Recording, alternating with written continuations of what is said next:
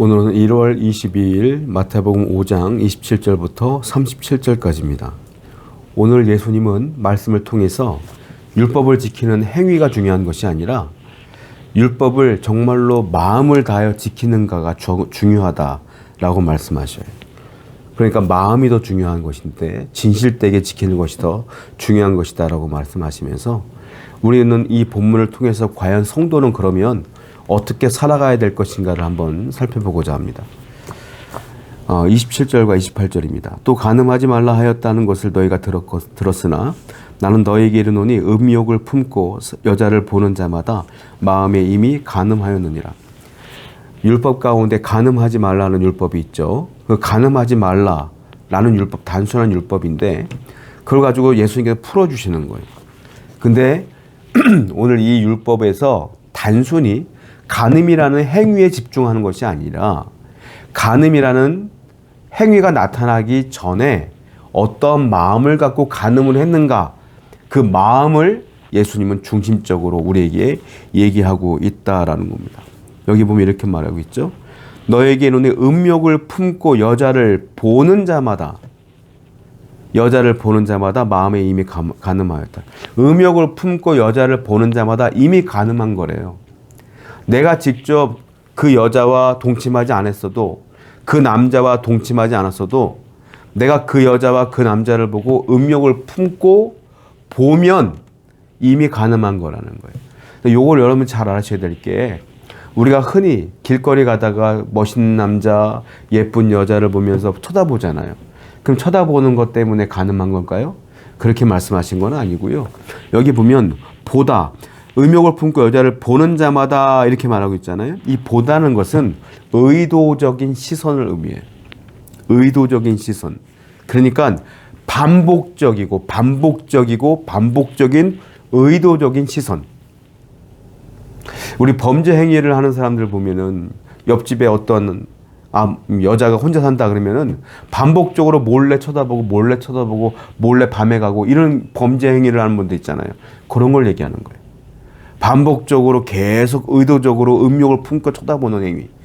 그런 사람은 이미 내가 행동을 옮기지 않았어도 이미 간음한 거야 라고 하나님은 그렇게 인정하신다는 거예요. 또 하나, 음욕을 품는다, 이 말은 무슨 말이냐면 어떠한 성적인 욕망을 갖고 의도적으로 계속적으로 즐기는 겁니다. 즐기는 거예요. 보면서 즐기는 거예요. 어떤 성적인 음욕을 품고 즐기는 행태. 그러니까 내가 의도적으로 즐기는 거예요. 그러면 사람들은 이미 간음한 것이다 라고 말씀하시는 거예요. 오늘 말씀은 뭐냐면 실질적으로 성도들이 살아가는 삶의 방향성을 제시하는 거예요. 내 욕망에 대한 방향성으로 치우치면 간음하게 된 것이고, 그럼에도 불구하고 아니야, 하나님 말씀이 그러지 말라고 했어 라고 단호하게 그 내 욕망을 절제하고 하나님께로 방향을 트는 자, 그 사람들은 하나님의 백성이 되는 거죠. 제자답게 사는 것이죠. 그러니까 우리 삶의 방향성을 제대로 정하라, 이거.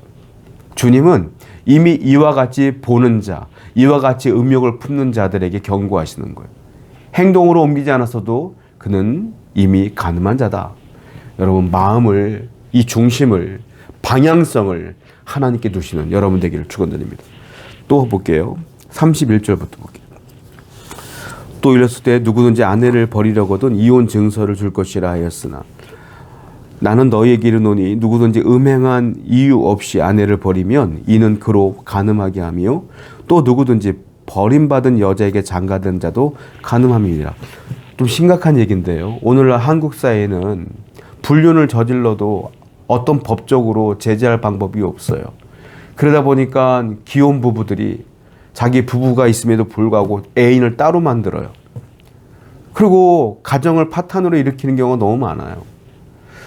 저는 그 얘기를 들을 때마다 너무 충격적인데요, 사실. 이건 기혼 부부들을 얘기하는 겁니다. 자, 이혼하는 경우 많죠. 이혼이라는 것 때문에 툭 하면 이혼한대요. 뭐가 마음에 안 들면 이혼한대요. 성도는 그러지 말라는 거예요. 세상 사람들은 뭐가 마음에 안 들면 툭 하면 이혼해. 뭐가 마음에 안 들면 당신 이게 마음에 안 드니까 나 애인 만들 거야. 세상 바깥에서 또 애인 만들고 따로 만나. 심각한 죄예요, 이거는. 그러지 말라는 거예요. 뭡니까? 이건 부부간의 약속이 아니라, 결혼이라는 건 부부간의 약속이 아니라 우리 성도들은 항상 하나님 말씀을 앞에 두고 결혼식을 치르지 않습니까? 즉 하나님과의 거룩한 언약이라는 것을 잊지 말라 이겁니다. 부부관계를 깨뜨린다는 것은 하나님과의 거룩한 언약을 깨뜨리는 행위인데, 이혼을 할 수 있죠. 이혼을 하는데 이유는 하나뿐이 없다는 거예요. 32절을 보니까 음행한 이유 없이 아내를 버리지 말라. 무슨 말이에요? 내 아내가, 내 남편이 불륜을 저질렀어? 그건 이혼해도 괜찮다는 거예요. 그런데 그 사건 없이 다른 거 뭐 성격 차이라든지 뭐 여러 가지 문제로 이혼하는 것은 성경에서는 금하고 있는 거예요. 예수님은. 그러지 말라. 음행한 이유 없이 이혼을 하게 되면 남자고 여자고 간에 또 새 장가를 가든지 새롭게 결혼할 거 아니에요, 서로. 그러면 그런 이유 없이 이혼한 사람과 가정을 이루는 여자나 남자는 또 음행하게 되는 것이다. 그들도 음행하게 되는 것이다. 그렇게 만들지 말라라고 말씀하셔요.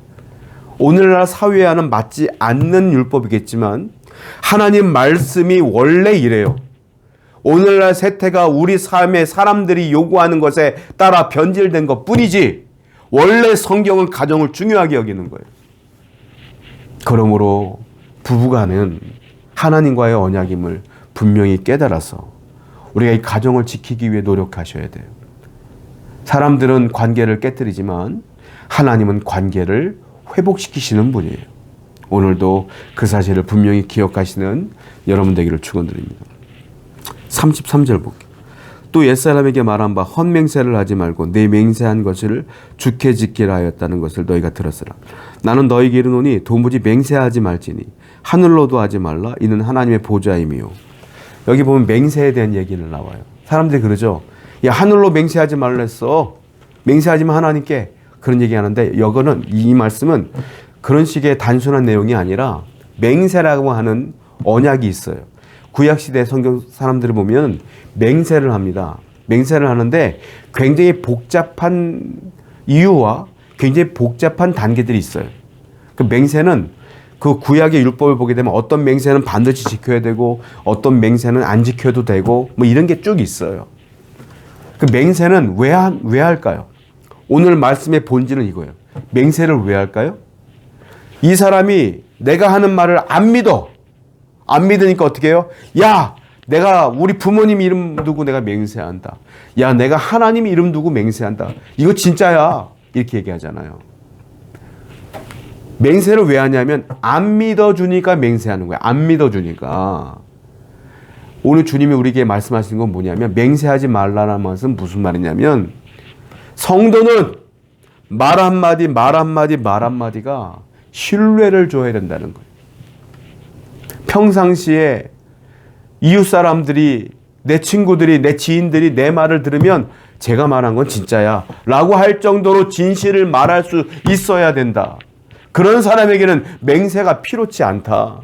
사람들이 다 믿어주니까 맹세가 필요치 않다. 성도는 그러므로 맹세가 필요치 않을 정도로 거룩하고 진실하고 신실하고 성실하게 살아야 된다. 이 말이에요. 성도 여러분, 여러분들은 어떤 삶을 사나요?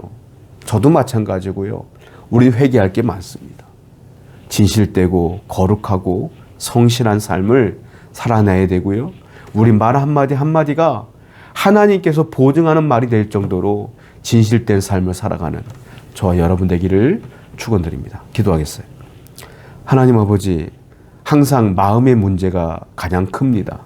그러므로 성도들 항상 마음을 다스릴 수 있도록 인도하시고 중심의 방향성을 항상 하나님께 두고 살아갈 수 있도록 인도해 주옵소서. 예수님의 이름으로 기도드렸습니다. 아멘.